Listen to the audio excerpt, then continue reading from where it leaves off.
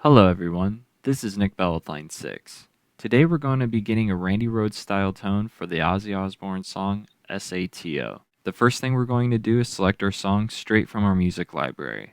Now that we have the song up and playing, we're going to press edit in the top right hand side of our screen so we can start working on our tone. The first thing we're going to do is start with our amplifier. By pressing the amp icon in the top left hand corner of the screen, we'll have a new list of amps to choose from. By our research, we know we want to choose the 1968 Plexi Variact. Press done, and we can hear how that sounds. Now let's move some parameters. For the drive, we're going to move to 100, the bass to 51, the mids to 100, treble to 99, presence to 80, and volume to 70. And we can hear how that sounds. Now let's press cab in the top right hand corner to start working on our cabinet. The first thing we're going to do is press our cab icon in the top left hand corner to change out our cabinet. For this tone, we're going to choose the 4x12 Brit T75s, and then press done. We're going to move our early reflections to 40%, and we're going to keep our mic to the 57S. Now let's hear how that sounds.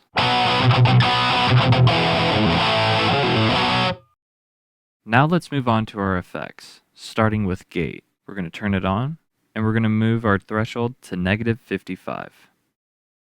Moving over to volume, we could keep the minimum position of 0 and a maximum at 100. Going to wah, we're going to change out our wah by pressing the wah icon in the top left hand corner. And for this tone, we're going to choose the weeper. Press done. Moving on to stomp.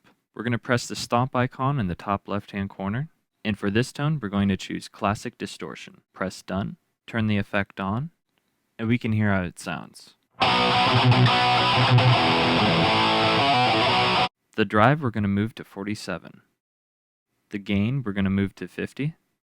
And the tone to 56. Now let's hear how that sounds.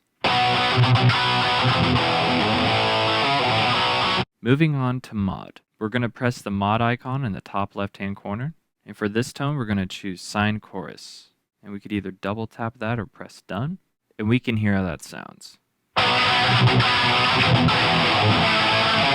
We're going to change our note value to whole note.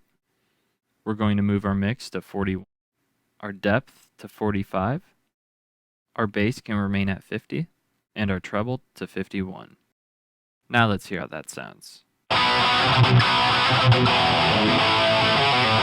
Now let's move on to delay. First thing we're going to do is select the delay icon in the top left hand corner of the screen. And for this tone, we're going to select analog delay. Press done. Now let's hear the tone without delay. Now let's hear the tone with the delay turned on. Now let's change some parameters. For the tempo, we're going to keep at 150 BPMs. The time, we're going to change the note value to dotted 16th notes. The mix, we're going to move to 6%. The feedback to 0. The bass and treble can also remain at 50. Now let's hear the tone without delay. Now let's hear the tone with the delay turned on. For the overall tone, we can keep the delay off till further needed.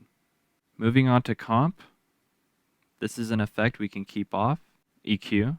This is also another effect we can leave off as well. Moving on to reverb. The first thing we're going to do is select the reverb icon in the top left hand corner, and we're going to select small room, press done. Now let's turn reverb on and hear how the tone sounds with reverb. For the decay, we're going to move to 3. The pre-delay to 0, the tone to 41, and the mix can remain at 50. Now let's hear the tone without reverb.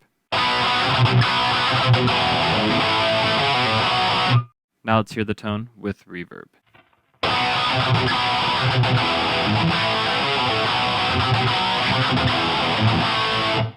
Now that we have a tone we're happy with, we can save it by pressing Save Info at the bottom of the screen.